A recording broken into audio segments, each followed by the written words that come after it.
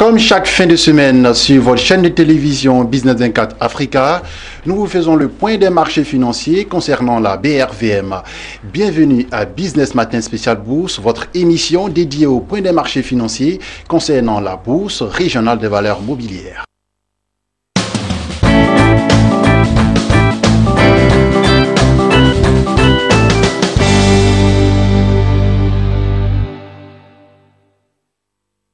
Et pour faire ce point des marchés financiers concernant la bourse régionale des valeurs mobilières BRVM, nous sommes toujours en compagnie de notre spécialiste des marchés financiers, Lodamas.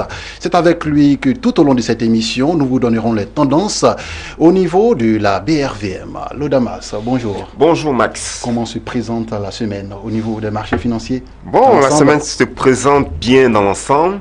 Et avec votre permission, nous allons entrer dans les détails tout à l'heure. Et c'est maintenant par les indices principaux. Bien, en ce qui concerne les indices principaux, les téléspectateurs doivent retenir que le BRVM10 est passé de 210,98 à 210,04 points, soit une baisse hebdomadaire de 0,45%. Le BRVM Composite a clôturé son parcours en affichant une cotation de 234,75 points, soit une évolution hebdomadaire de 0,99%. On poursuit avec les indices sectoriels.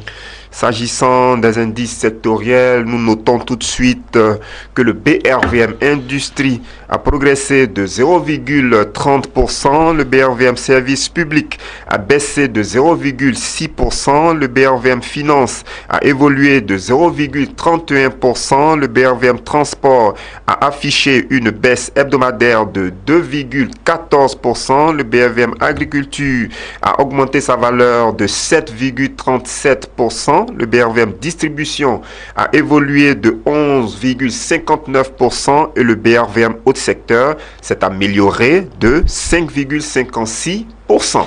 Alors, on va parler à présent des 4 plus fortes hausses et des 4 plus fortes baisses. On commence d'abord par les 4 plus fortes hausses. Ok, en ce qui concerne les 4 plus importantes progressions de la semaine, il faut tout de suite savoir que Vivo Énergie Côte d'Ivoire a terminé à 1425 francs CFA, soit une hausse hebdomadaire de 42,50%. Le titre SMB Côte d'Ivoire est passé de 11 800 à 13 600 francs CFA, soit une hausse hebdomadaire de 15,25%. La valeur CFA Motors Côte d'Ivoire a clôturé à 660 francs CFA, ce qui représente une amélioration hebdomadaire de 14,78%. On termine avec le titre BOA Sénégal qui est passé de 2800 à 3200 francs CFA, soit une accélération hebdomadaire de 14,29%. On va poursuivre avec les 4 tendances baissières de la semaine. Bien, s'agissant des 4 plus importantes chutes hebdomadaires, il faut savoir que le groupe Ecobank a clôturé son parcours à la bourse en affichant une cotation de 18 francs CFA, soit une baisse hebdomadaire de 5,26%. La valeur Movis Côte d'Ivoire est passée de 3150 à 3000 francs CFA, soit une baisse hebdomadaire de 4,76%. Le titre Uniwax Côte d'Ivoire a terminé son parcours en affichant une cotation de 3305 francs CFA, soit un recul hebdomadaire de 3,64%. On termine avec le titre Servin Abidjan Côte d'Ivoire qui est passé de 1800 à 1745 francs CFA, soit un repli hebdomadaire de 3,06%. C'est bien compris, Lodamas. Alors, combien y a-t-il de valeurs à surveiller cette semaine? Quand je fais le décompte, on est autour de 5 valeurs. Énorme. 5 valeurs à surveiller cette semaine. Énorme, c'est énorme. D'accord. Alors, qu'est-ce qui justifie ce nombre-là? Alors, nous avons 3 valeurs du Burkina et 2 valeurs ivoiriennes. 3 valeurs du Burkina parce qu'actuellement, la situation sécuritaire au niveau du Burkina est un peu tendue. Et nous souhaitons faire un commentaire là-dessus. Alors, on rappelle toutefois qu'au niveau du Burkina, le pays a été l'objet d'une attaque au niveau de l'ambassade de France, Oui. également et au niveau des forces armées. Oui, il y a l'état-major des forces armées du Burkina, précisément au niveau de Ouagadougou, qui a été attaqué. On a signalé également des coups de feu au niveau de l'ambassade de France au Burkina, au niveau également de l'Institut français. On a entendu des tirs là-bas. Et à la suite donc de tous ces mouvements, les premiers décomptes ont fait état d'autour d'au moins 28 morts. D'accord. Okay, au moins 28 morts et autour de 85 blessés également. Et donc ça a eu une incidence sur le marché, c'est ça? Oui, cela pourrait avoir une incidence sur le marché. Notre souhait est que cela ne soit pas le cas. Mais en tant qu'investisseur, ce sont des informations stratégiques auxquelles il faut prêter attention. Et donc, nous souhaitons faire un petit commentaire là-dessus. D'accord. Alors, on va parler de ces trois valeurs à surveiller au niveau du Burkina. Alors, donc au niveau, comme on le disait tout à l'heure, au niveau sécuritaire, l'atmosphère depuis le vendredi est un peu tendue à Ouagadougou. Nous espérons que cela n'aura pas d'impact immédiat sur les sociétés du Burkina qui sont cotées à la BRVM. Nous les rappelons rapidement. Donc au niveau de la BRVM, nous avons la société Onatel. Onatel Burkina qui est coté. On a également le titre BOA Burkina Faso et on a aussi la valeur Coris Banque Internationale du Burkina. En termes de performance hebdomadaire, nous rappelons rapidement que le titre Onatel Burkina Faso a clôturé à 8450 francs CFA, soit une amélioration hebdomadaire de 1,68%. La valeur BOA Burkina Faso est restée stable à 7100 francs CFA et le titre Coris Bank International du Burkina est resté également stable à 9000 francs CFA. Alors donc concrètement, nous pensons qu'il va falloir vraiment être prudent sur les valeurs burkinabées présentes au niveau du marché des actions de la BRVM. Nous espérons que la situation sécuritaire va s'améliorer, qu'il y aura beaucoup plus de calme, que les investisseurs, les opérateurs économiques du Burkina seront sereins, seront rassurés. Donc nous comptons sur les autorités politiques, les autorités militaires du Burkina pour vraiment rassurer tout le monde. Et nous espérons donc, comme je le disais, que cela n'aura pas d'impact immédiat sur les performances boursières des sociétés burkinabées cotées à la BRVM. Mais néanmoins, en tant qu'investisseur, il est vraiment prudent, il est judicieux même, je dirais, pour toute personne qui investit au niveau de la BRVM, qui surtout est actionnaire dans les entreprises burkinabées. Il est donc vraiment prudent pour ces personnes-là, de prêter attention à la situation du Burkina pour ne pas être surpris par un éventuel impact immédiat au niveau du marché de la BRVM. Alors on a foi en ce pays-là, on a foi au pays des hommes intègres qui a cette facilité de se relever après chaque conflit. Nous espérons vivement que les Burkinabés pourront prendre le dessus sur cette crise. Et on va parler des deux autres valeurs à surveiller, à part ces trois titres cités plus haut. Alors, nous allons encore une fois de plus faire un commentaire sur le titre Nei Seda Côte d'Ivoire. On rappelle tout de suite que cette valeur est passée de 94 à 100 francs CFA, soit une hausse hebdomadaire de 6,38%. Mais lorsque vous prenez pour repère la fin de l'année 2017, vous constatez que le titre Nei Seda Côte d'Ivoire affiche actuellement un taux de croissance de 170,27%, ce qui est une performance vraiment extraordinaire. Donc, on remarque que le titre est toujours au niveau d'un canal haussier, donc on a une forte progression sur ce titre, mais nous avons prêté attention à d'autres détails et il nous semble important de relever ceci. En fait, depuis le mardi 27 février, on note que le titre Nei Seda semble avoir atteint ce qu'on appelle un pic, ce qu'on peut appeler aussi une zone de résistance. Qu'est-ce que je veux dire concrètement? Le titre Nei Seda s'est stabilisé à 100 francs CFA depuis le mardi 27 février 2018. Et depuis cette date, la croissance, on a un peu l'impression que la croissance sur cette valeur a été stoppée. Oui. C'est pourquoi on parle de zone de résistance. Donc, la trajectoire boursière du NEI SEDA n'arrive pas à casser cette zone.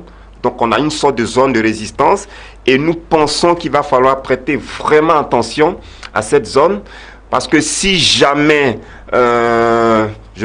si jamais le titre n'arrive pas à franchir cette zone, nous ne serons pas étonnés de voir, par exemple, l'éclosion d'un mouvement de correction sur la valeur NEI SEDA Côte d'Ivoire à partir de cette zone-là.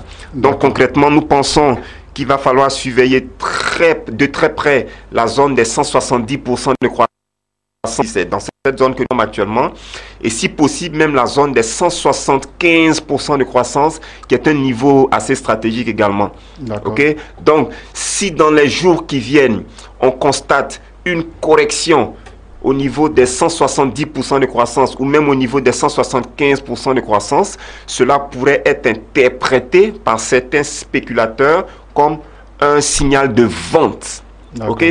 Et si beaucoup de spéculateurs interprètent cela comme un signal de vente, on peut assister à un mouvement de correction assez prolongé sur la valeur NEI SEDA Côte d'Ivoire. Donc le ralentissement qu'on observe depuis le mardi dernier, pour nous, est un facteur très important qu'il va falloir surveiller de très près. Néanmoins, lorsque vous analysez ce qu'on appelle les quantités résiduelles à la date du vendredi dernier, vous remarquez que sur la ligne NEI SEDA Côte d'Ivoire, on note également la présence d'autour de 10 840 ordres d'achat au prix du marché. Et à l'opposé, on n'a aucun ordre de vente. Juste pour faire remarquer que malgré le fait qu'on a l'impression que la zone des 100 francs CFA constitue une zone de résistance, il y a tout de même certains investisseurs qui sont toujours intéressés par la valeur NEI SEDA Côte d'Ivoire et qui ont déjà positionné des ordres d'achat, et pas à n'importe quel prix, des ordres d'achat au prix du marché. Vous comprenez? Donc concrètement, pour terminer avec la valeur NEI SEDA Côte d'Ivoire, il faut surveiller de très près la zone des 170% de croissance, surveiller également la zone des 175% de croissance et faire vraiment attention à cette valeur parce que le premier mouvement de correction qu'on va noter pourra être interprété comme un signal de vente par plusieurs spéculateurs. D'accord, c'est compris. On va maintenant avec la dernière valeur à surveiller. Bien, on termine avec le titre Vivo Énergie Côte d'Ivoire qui est passé de 1000 à 1425 francs CFA, soit un taux de croissance hebdomadaire extraordinaire de 42,50%. Et lorsque vous prenez pour repère à la fin de l'année 2017, vous constatez que Vivo Énergie Côte d'Ivoire affiche actuellement un taux de croissance de 58,33%. Alors, donc Vivo Énergie a affiché la meilleure performance hebdomadaire, ça a été la plus forte accélération de la semaine. Lodamas, la semaine dernière, vous avez vu juste en disant qu'il était fort probable que le titre Vivo Énergie connaisse une ascension. Eh bien, vous avez vu juste. Exactement. La dernière fois, nous avions suggéré cela aux téléspectateurs qu'il fallait s'attendre à un mouvement haussier sur la valeur Vivo Énergie Côte d'Ivoire. Et comme vous le spécifiez, le marché nous a donné raison. Donc Vivo Énergie a effectivement enregistré... Vous avez bien vu. Oui, bon, enfin, si vous le dites. Vous êtes un analyste financier, vous avez bien vu. D'accord, donc si vous le dites. On le reconnaît. D'accord. Merci pour... Le marché est imprévisible et quand il y a les bonnes lectures, il faut le dire. D'accord. Là, vous avez bien lu. Je note vos encouragements et je vous suis reconnaissant. Allez-y, allez-y. D'accord, donc on poursuit notre analyse pour dire qu'effectivement, on avait anticipé un mouvement de hausse sur Vivo Énergie. Le mouvement s'est concrétisé et nous pensons qu'il est fort probable que ce mouvement se poursuive encore dans les jours à venir. Donc les téléspectateurs, je dirais même que les spéculateurs, il va falloir prêter attention à Vivo Énergie parce que le canal haussier dans lequel cette valeur se trouve actuellement, il est fort probable que ce canal se prolonge, d'accord? Donc on rappelle en termes de performance commerciale et économique que la société Vivo Énergie Côte d'Ivoire a terminé son premier semestre avec un chiffre d'affaires qui a progressé de 18%. Le résultat des activités ordinaires s'est amélioré de 3% et le résultat net a enregistré une hausse de 3% également. Donc le marché attend avec impatience la publication des états financiers du troisième trimestre 2017. Oui. Ok, et donc cette publication, je vais dire, aura certainement un impact, encore une fois de plus, sur la trajectoire boursière de la valeur Vivo Énergie Côte d'Ivoire. Surtout si les publications, si les chiffres à publier sont bons, se révèlent bons, ok, il est fort probable qu'on assiste encore à un renforcement de la trajectoire boursière de Vivo Énergie Côte d'Ivoire. Alors en termes de recommandations concrètes, mais avant de parler des recommandations, il nous paraît vraiment aussi utile de préciser que lorsqu'on analyse les quantités résiduelles à la date du vendredi dernier, on remarque au niveau de la ligne Vivo Énergie Côte d'Ivoire, on remarque la présence de 398 ordres d'achat au prix du marché. Et en face, on n'a aucun ordre de vente pour l'instant. Vous voyez, donc il y a beaucoup d'investisseurs qui sont prêts à monter les enchères pour acquérir les titres Vivo Énergie Côte d'Ivoire. Ce qui est un signal très important. Et si nous constatons, je vais dire, un mouvement haussier sur la valeur Vivo Énergie dans les jours qui viennent, nous, en ce qui nous concerne, nous ne serons vraiment pas surpris de voir un tel résultat au niveau de la trajectoire boursière de ce titre. Alors, nous pensons, en termes de recommandations, qu'il va falloir surveiller la zone des 75% de croissance. Je rappelle qu'on est actuellement à 58,33% de croissance. Donc, la zone des 75% de croissance nous semble être l'objectif naturel, okay, pour les jours qui viennent. Et nous maintenons notre recommandation à l'achat sur la valeur Vivo Énergie Côte d'Ivoire, que ce soit pour les spéculateurs et même pour les épargnants. Nous pensons qu'il serait intéressant pour ces deux catégories d'investisseurs de mettre la valeur Vivo Énergie Côte d'Ivoire en portefeuille. Merci Lodamas. On va rapidement résumer au niveau des valeurs à surveiller cette semaine. 3 titres au niveau du Burkina Faso. On a Onatel Burkina Faso, on a BOA Burkina, Coris Bank International Burkina et 2 autres titres, Neuseda, Vivo Énergie. Voilà, on part à présent à l'international. Laure pour commencer. Bien.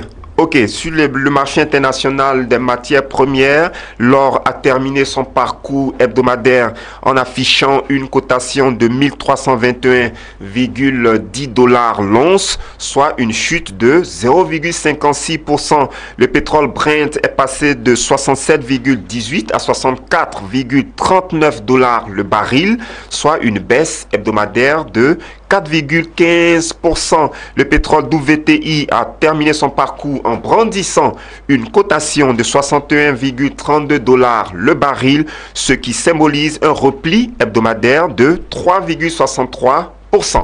Voilà, merci Lodamas, merci pour vos conseils avisés. Je vous en prie. Et je reprends encore au niveau du titre Vivo Énergie, où vous avez bien vu, vous avez eu une lecture digne d'un analyste. Merci. Voilà. Ce sont des éloges, mais il faut dire les choses telles qu'elles sont. Voilà. Merci. Et on compte toujours sur vous pour reprendre présent sur ce plateau de Business Matin. Oui, c'est un honneur de participer à votre émission et donc nous sommes toujours à votre disposition. Et au niveau du Burkina, vous avez un dernier mot à dire aux téléspectateurs? Juste qu'il va falloir suivre la situation du Burkina de très près. Et donc, nous espérons que l'atmosphère sera plus calme, que l'atmosphère sera plus sereine pour les investisseurs, pour les opérateurs économiques. Et notre souhait, c'est que cette situation n'ait pas d'impact négatif sur le marché des actions de la BRVM. Mais néanmoins, en tant qu'investisseur, il est important de suivre avec attention la situation du Burkina Faso. D'accord. Et on compte encore sur les téléspectateurs pour nous suivre sur Business Matin Spécial Bourse, l'émission dédiée au point des marchés financiers concernant la BRVM. Lodamas, encore merci à vous. Je vous en prie. Voilà, c'est la fin de ce numéro de Business Matin Spécial Bourse, votre émission dédiée au point des marchés concernant la BRVM. À très bientôt pour un autre numéro de votre émission.